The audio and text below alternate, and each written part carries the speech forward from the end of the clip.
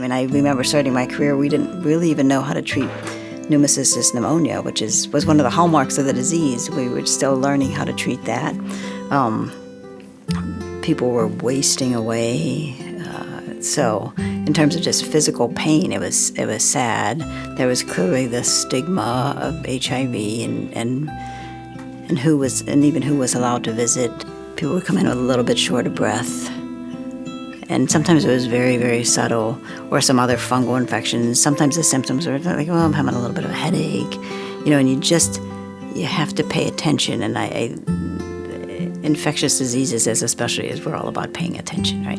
We're into the nitty-gritty details. People always laugh at our histories about how much detail we ask people, but that's important. The other thing that I learned in the early part of the HIV epidemic was that you have to listen to your colleagues too. And I remember a couple of my students who really spent a lot of time with some of these patients getting really good histories. They would come back and say, they said this, and you'd go, oh, okay, well, let's go down that road. So yeah, I think it really is one of the fun things about medicine. You seriously learn something new every day. One of my favorite patients who, again, I first met when he was hospitalized with pneumocystis pneumonia.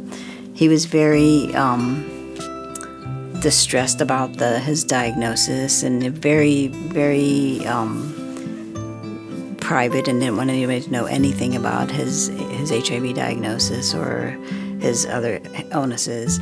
And he was a voracious reader, and we would have discussions about books and different things, and he said my biggest fear in life was that he was going to go blind from a condition called cytomegalovirus, or CMV retinitis, which we saw as people got sicker and sicker with HIV. And he came to me one day, and it was heartbreaking, because his vision he was losing his vision. He knew he was losing his vision, and we didn't really have anything to do about it.